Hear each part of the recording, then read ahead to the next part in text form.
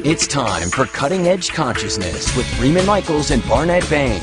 Thought-provoking discussions and bold ideas from the edge of possibility. Freeman Michaels here with my co-host Barnet Bain. Let me just check this. Yeah, we are running. We're up and running. Look at us, all up and running. We're so up and Good running. to be here, yeah.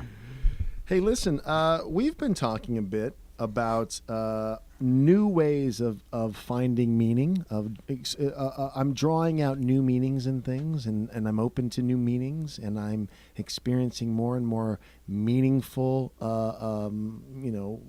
things that I say, wow, there's a level of meaning I could extract or apply to something, but I'm offering this other meaning, or I'm exploring this other meaning. And this idea that nothing's inherently meaningful, that we make things meaningful, which at some point feels kind of trite. There's a depth, though, in exploring that that I think opens us up to a very rich and rewarding experience. Well, what if we begin to play with decoding our experience, our reality, as if every single piece of it was a dream, and that every aspect of it was loaded with experience, just drenched with meaning that was personal. I mean, could be a lot of fun. I'm doing some work, or I'm doing some writing now on a project, and something comes to mind that illustrates this beautifully. That we can both, and we've talked a great deal on this show about using our reality and our experience as a feedback system to understand where we're coming from, what are the kinds of emotions and thoughts and feelings that begin to become themes that we can identify, recurrent themes, give us a clue into some of the energies that we are running. But then how might we become more playful about being proactive in generating some of this dreamy kind of experience? Some of it we've talked about on the show vis-a-vis practices. Yeah. But what about even beyond that? So back to my point, I'm working on this story, and suddenly there is this piece in the story where the hero and the heroine are lost. They're confused. And I thought, well, how are we going to get them out of this? How are we going to get them out of this thing? There is this cliche, and then this cliche, and then this cliche. And then finally, well, she has this like chamois leather, like deerskin thing around her neck, like a bandana around her neck. So decided all of a sudden that how she was going to get out of there is she's got this thing and she's dabbing her head, and it's all worn and it's leathery and it's got wrinkles all over it, and you can imagine this leathery, soft leather, and she stretches it out to dry, and it looks like a map. So she's looking down there, and there's this kind of thing that looks like the hill over there, and then there's this road that looks like maybe that path over there, and this other one. And they decide, well, they're going to follow the... I love that. And they That's get fantastic. out. So I'm very taken with this idea of developing trust. Yeah. Developing great. a trust with the mirror of the, as we've said often on this show, we consider this this word that I love, psychodynamic, that this is a mirror of ourselves that we are moving through.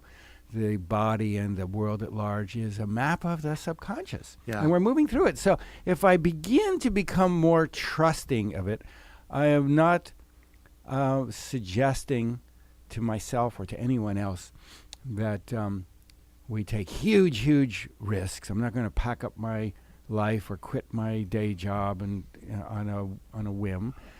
But maybe when I'm driving home, I will pay attention to an intuition or a sign or a little arrow that says turn right, and turn right and see what happens.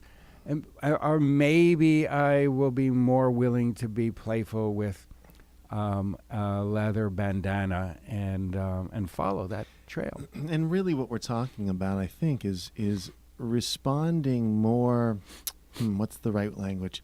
So look, a lot of what we talk about in terms of how to perceive the world so that it dimensionalizes, so it gives us more options. The inclination, at least my inclination, but I think this is fairly common, is to then say, oh, great, now I can manipulate it. Now I can manipulate. I think of the movie The Secret, which, the principle of attraction is fundamental in my mind. But the idea then of like, oh, great, now I can manipulate it so that it circles back and I can control what I'm seeing versus this spirit, which is entirely what we've been talking about on this show, of really wandering to something yet unknown. And just knowing how risky that edge of possibility really is. Because if I give up the grip I have on my reality, on how I've formed, on the meanings I'm willing to apply to something, if I let those go just a little bit, I begin to vibrate in a space that I'm not that comfortable in. And part of what we've talked about is becoming comfortable with discomfort, becoming more and more okay with It's uncertainty. out beyond logic. Yeah. It's out beyond conditioning. Yeah. It's out beyond the assumptions and the decisions that we have made as a product of past experience, a.k.a. karma, a.k.a. memory. It's out beyond that. It's out beyond those loops of behavior and experience that go around and round and round. And it's virgin territory. So it's not something that I enter with any great confidence. Right. I put a toe into it, and it's playful. My intuition, my heart tells me that this is the ground, the new ground of being. That this is at least part of the evolving, the kind of rolling out of the playing field of my own consciousness. That this is where adult spiritual beings begin to play. And there's a quality of curiosity and of humility And courage. and wonder and courage, all of which, we again, I don't want to keep tracking back, but there are things we've said that I think are valuable. We've talked about I don't know as a sacred statement. And it's not a helpless I don't know. It's an I don't know, but I'm willing to find out. I don't know, but I'm willing to explore. I don't know. Well, it's everything. All that is so true. And all of a sudden, there are new pathways to walk down that never existed for me before. I could tell myself a story Right. that, yes, those things always existed. But it never occurred to me before that these were viable for fun, except in a sleeping dream when everything more or less operates that way. But in the eyes open dream state that we call our daily life, to begin to foster a relationship with something beyond logic and reason that doesn't completely totally abandon a logic, but it's somewhat beyond it. Yeah. And to do it in ways that are safe and that are fun and that are an exploration, where as and when the opportunities for it show up and present themselves. One of the things that I do as a creative practice in order to jog ideas, it's similar, is I'll look up. Right now I'm sitting in front of a flag. I can see a row of 1, 2, 3, 4, 5 stars. And I look down at this book in front of me, and I can look into the 5th page and down to the 5th paragraph and make it sort of an I Ching and see what that does for me. Yeah.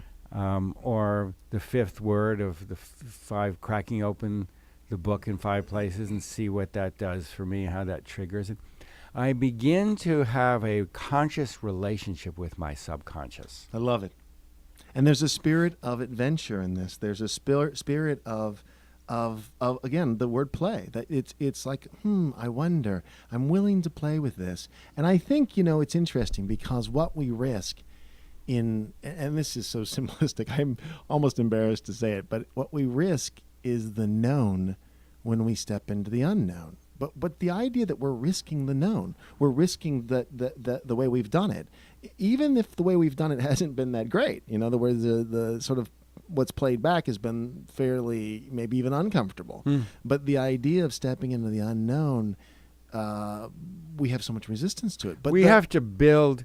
That's it. We You're have gonna to hit it right build a capacity That's for it. it. We have to build. It's like a muscle that has not been used. Yeah. A muscle that is muscles that need to be worked in order to be developed. And when likewise muscles that are overworked, that we pay less attention to, they begin to atrophy. So to discover that there are whole new arenas in which I can develop a sense of play and trust, and I don't really know where that's going. I don't know what kinds of capacities that are going to emerge out of that. I don't know what neural nets I am developing in terms of biochemistry. I don't know. There's something very exciting about that for me because the not knowing is innovative. Yeah. That is a creative act. If I knew where I was going with it, it would not be a creative act. Creativity Of course. is a voyage that you set out on, wide-eyed, looking to discover and be discovered. If I knew where I was going, it would be at best recreative, Yeah.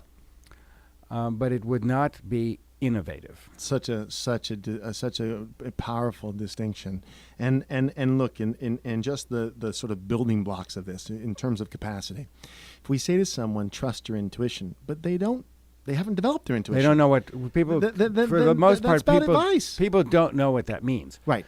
To say that is similar to the sketch that was for years on Saturday Night Live, where they would have a love doctor, and she would just say, "Just love yourself." Right. Just love yourself. Right. Not very many people understand what intuition is, much less how to access it, much less be in a position to trust it.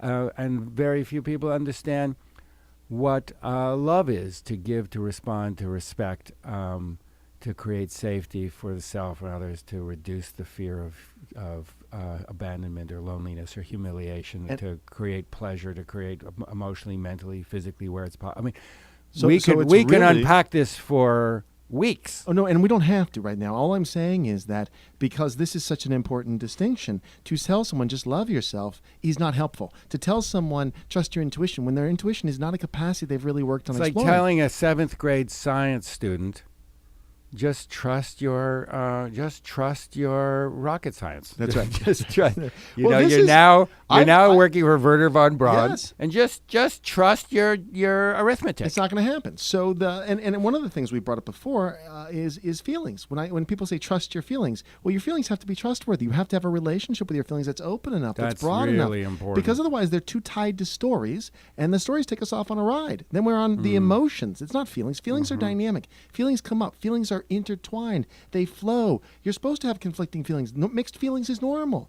But so when we understand mixed feelings are normal, then feelings become trustworthy. Then intuition, when we've worked on it, becomes trustworthy. Then, so these ideas, and I love that we're talking about it, of developing more capacity, more dimensional perspective, so that the world becomes more and more complex because you have the consciousness expanded enough to handle it. Spence, crack producer, engineer. Are we out of time? And with that, he's about to get on the mic and Wasn't say, that yes, subtle? we're out of time. We get this nodding here. I But think we've termed out here. But we appreciate that you've spent the time with us, and we invite you to share this with friends and to keep coming back. You got to go onto our Facebook page. We need friends. Like us. Thanks for tuning in. Thank you. Bye.